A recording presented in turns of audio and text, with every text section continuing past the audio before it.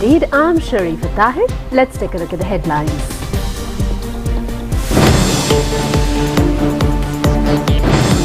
A 3% economic growth target for this year. Government says VAT revision will not affect many essential commodities.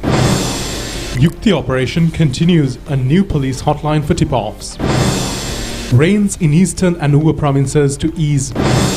All preparations have been made for the advanced level examination. Aprit chanting at 416 meters below the ground. Death toll from Japan's earthquake rises to 48. United States and United Kingdom extend support to Japan. Touring Zimbabwe cricket team set to arrive tomorrow.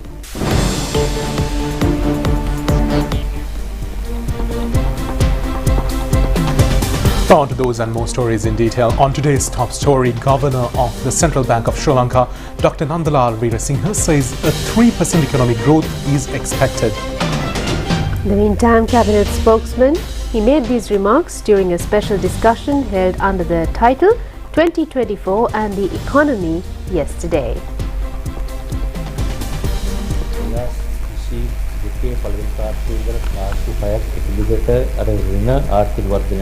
Central Bank Governor Dr. Nandalal Veerasinghe said that the country had a negative economic growth continuously for 6 quarters from the first quarter of 2022. He said that the economy achieved a positive economic growth from the third quarter of the year 2023.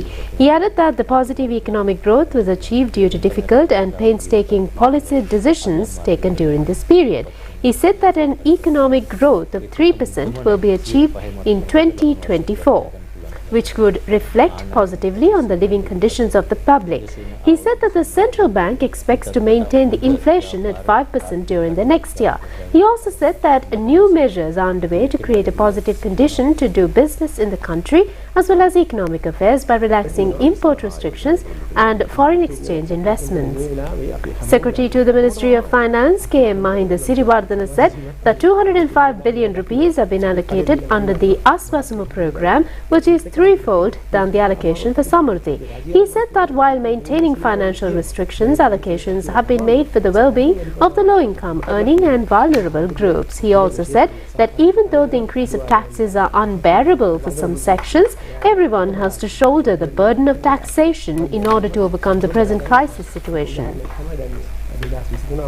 Central Bank Governor Dr. Nandalal Veerasinghe said that the public should question political entities if they claim that they could reduce the 18% tax to 12%, as such a move would lose a considerable amount of income to the government. He said that they should also inquire over the methods which will be used to earn the lost income following a tax reduction. He added that then the public will reach a decision based on the answers of the political entities. Cabinet spokesman Minister Bandula Gunawardena says that the newly revised VAT will not be effective to many essential goods including rice, medicine and vegetables and fruit. Speaking at a media briefing held to announce the cabinet decisions today, the minister said that the percentage of tax remained at 15% thus far and it has been increased by only 3%. Responding to a query raised by a journalist over the increasing of the living cost and implementation of the VAT revisions, Minister Bandula Gunawardena said that the public was in a more tougher situation than previously. He said that the difficult measures had to be taken to pull the economy back on track. He said that the foreign exchange crisis will continue to remain even if the government continues the same process.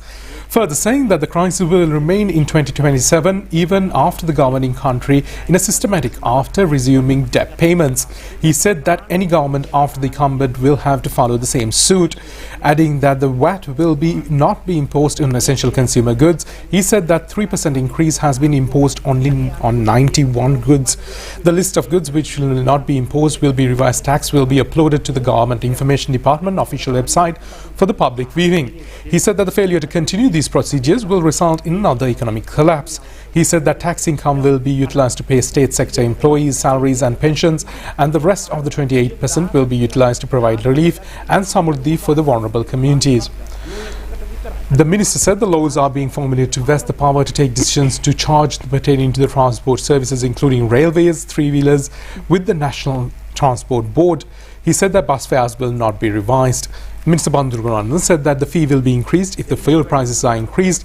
However, he said that the fuel prices have not increased according to the relevant percentage. He said that the National Transport Board has the power to increase the bus fares, adding that the cabinet papers have been tabled to vest the power to the Transport Board to undertake decisions on the charges pertaining to other transport services, which will be a still fair price policy.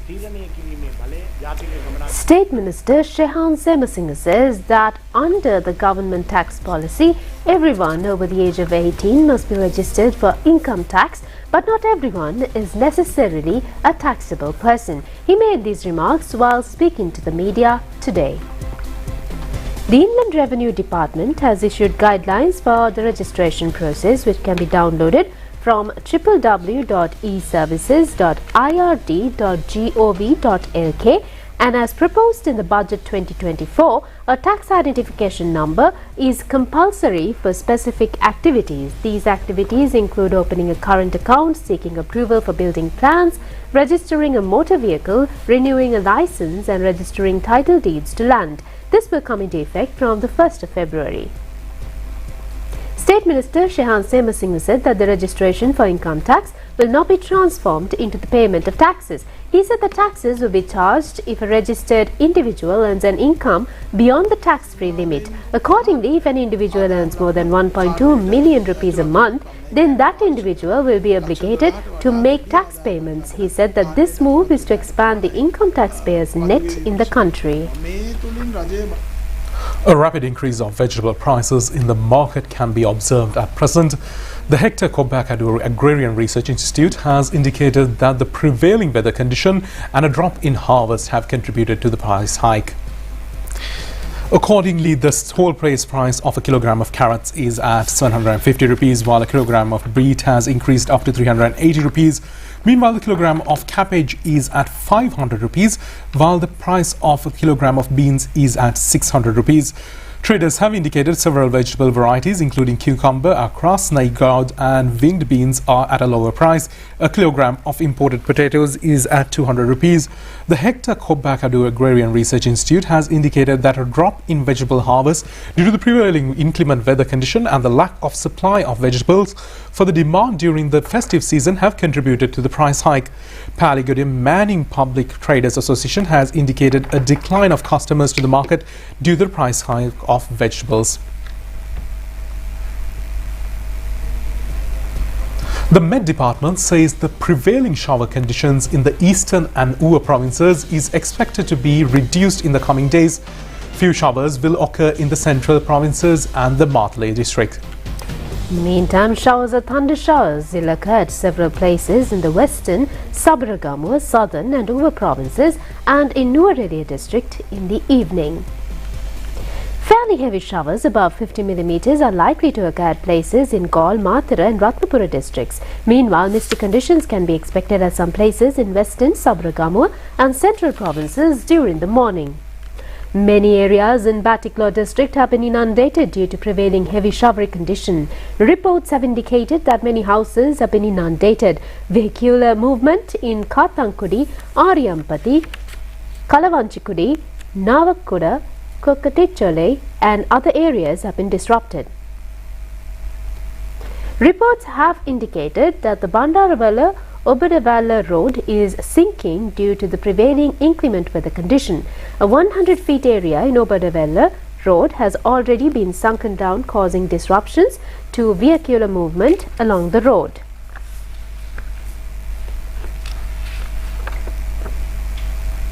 The water levels of Mausakale and Castlereagh reservoirs have reached spill level due to the heavy rainpour in the western slopes of the Central Hills. The engineer in charge of the Vimala Surendra reservoir said that the reservoir is overflowing at present.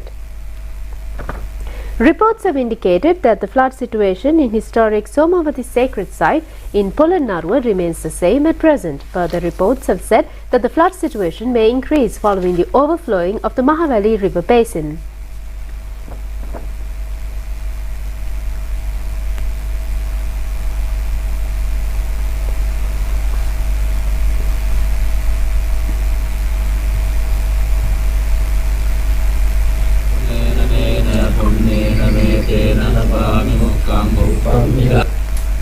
Meanwhile, 7 sluice gates of the Minnere reservoir have been opened so far all main tanks in the district are at spill levels.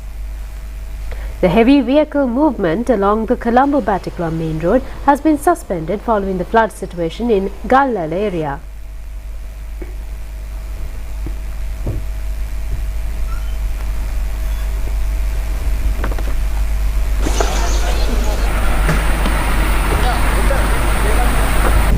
The sluice gates of Mavilaru Anicut in Seranura division in Trincomalee have been opened due to heavy pour in the area. 70 houses have already been inundated.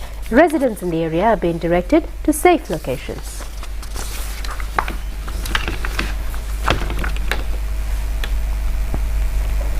At least 48 people have been reported dead after a massive earthquake hit the coast of the central Japan on New Year's Day. Authorities raised the death toll today afternoon. Prime Minister Fumio Kishida has warned that damage is widespread, and with rescue teams struggling to access some remote areas, it has feared that the casualties could rise. The magnitude 7.6 quake struck on Monday afternoon near the Noto Peninsula in Ishika Prefecture, triggering the country's first major tsunami warning since March 2011 earthquake, and the tsunami that had brought about 18,500 people declared dead or missing in the northeast. Authorities said the rescue efforts had been hindered by damaged roads, and they were finding it difficult to assess the full extent of the fallout. However, the initial tsunami warning, which was later downgraded, was lifted on Tuesday morning.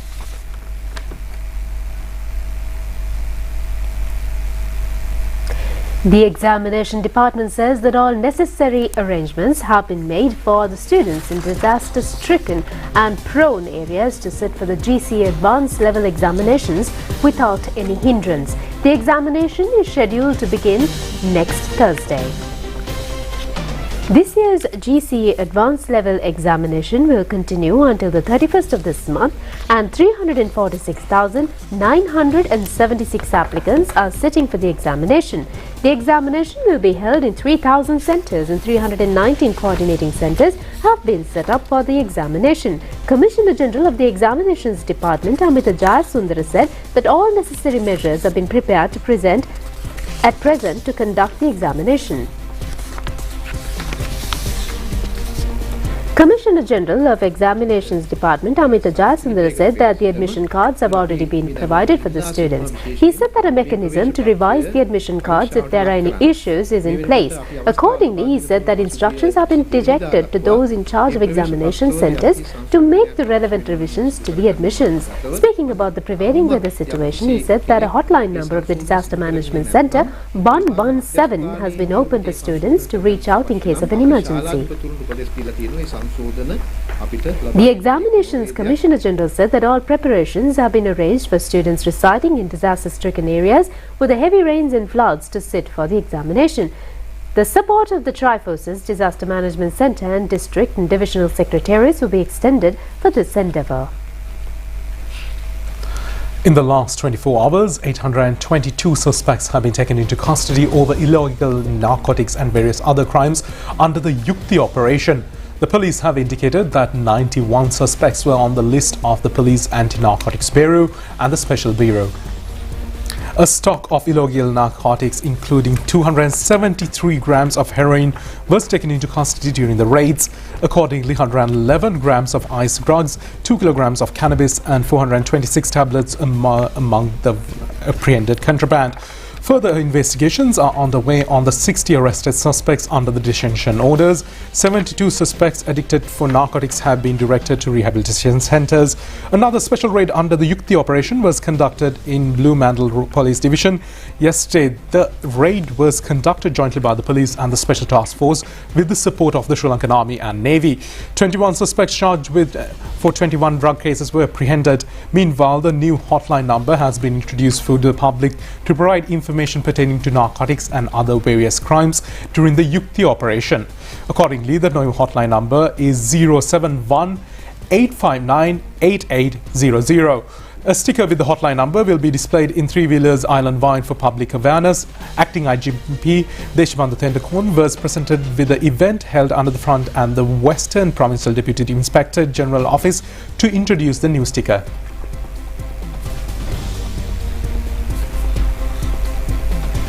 Samagi Janabalawege political activist and former parliamentarian Samaravira Veeravanni has joined the United National Party, extending his support to President Ranil Wickremesinghe. He joined the party during an event held at the party headquarters yesterday. Senior advisor to the President and National Organizer of the United National Party, Sagala Ratnayaka, and Party General Secretary Padita Ranke Bandara, along with other party members, welcome former MP Veeravanni. Tourist arrival in the previous year have increased by 106% compared to 2022. The Ministry of Tourism has pointed out that close to 1.5 million tourists have arrived in the country last year. In 2023, the country welcomed a total of 1,487,000 international visitors compared to 719,978 visitors in 2022. December recorded the highest monthly tourist arrivals for the year, welcoming 210,352 international visitors. Considering the monthly arrivals, more than 100,000 visitors arrived in the country throughout the year, apart from the month of May.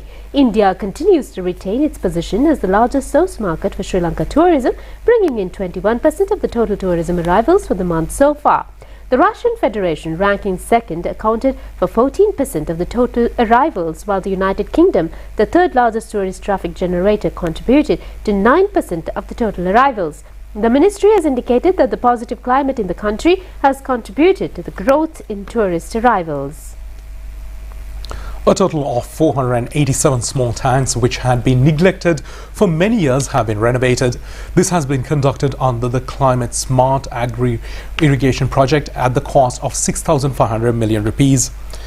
Accordingly, the Ministry of Agriculture and Plantation water capacity has been increased by 10,000 acre feet. Another 6,000 million rupees will be allocated for reconstruction of the small-scale irrigation system under the Climate Smart Aggregation Project. Minister Mahinda Amaraveera said that this irrigation program was initiated with the aim to improve the livelihood of farmer communities.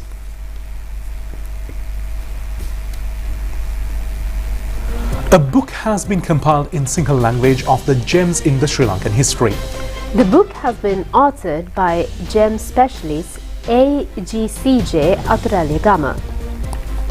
The book is consisting of information pertaining to 200 gems belonging to main gem classes in the world. The book, titled Mini, has been authored following a research conducted for 9 years. He owns a gem shop and a showroom in Ratnapura. He is a diploma holder in gemology in Sabaragamu University. He said that this book will provide a specialized knowledge of gemology for those who are engaged in the gem industry. The book will be launched at the International Gem Exhibition in Colombo.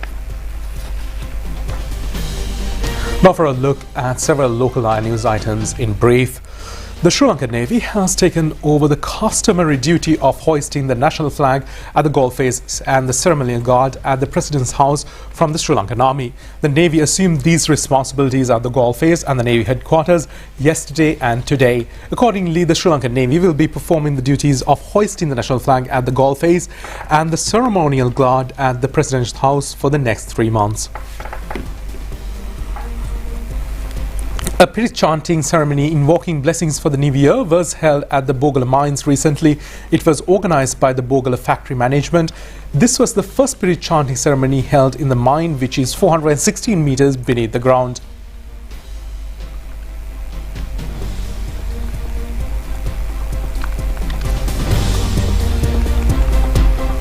New Secretary to the Ministry of Transport and Highways Ranjit Rupavahini assumed his duties yesterday. Minister Bandula Gunawarthana was also present at this occasion.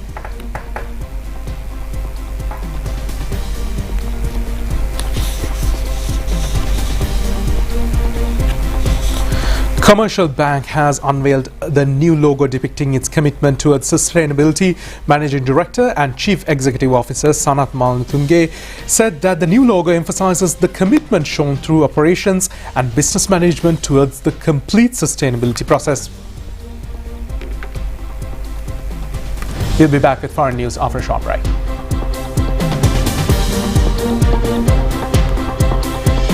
நல்ல ஆசைகள் நிறைவேறும்.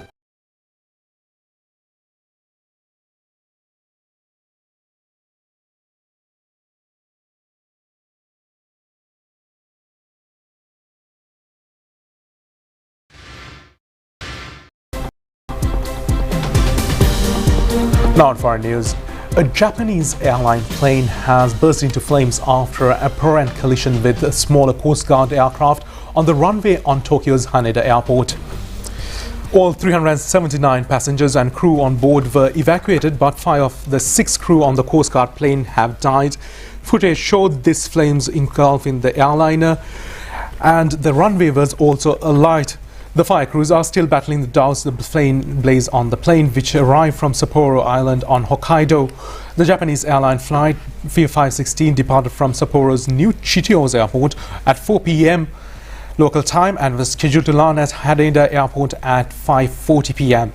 What caused the collision remains unclear. The Coast Guard said an investigation was underway to establish how and what time the two aircrafts came into contact with each other.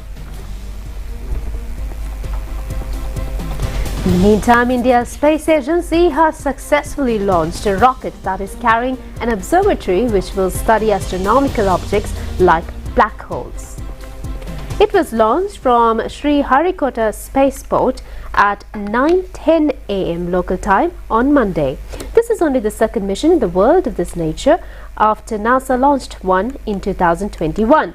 The space agency said it wanted to help scientists improve their knowledge of black holes. Built at an approximate cost of 250 million Indian rupees, the ExpoSat satellite is estimated to have a lifespan of 5 years.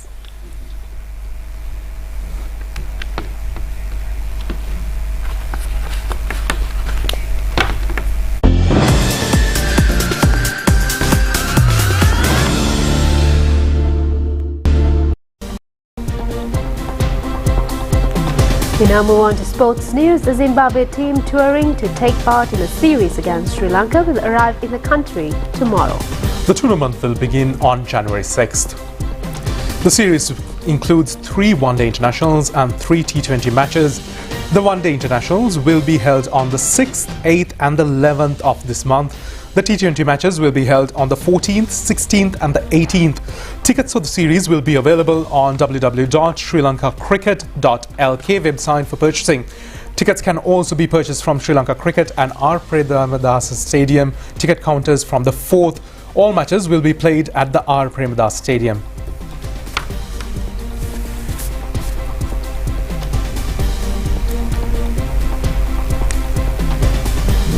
That's it for tonight's English News telecast. Thank you for joining us. Good night. Join us again tomorrow at the very same time. Good night.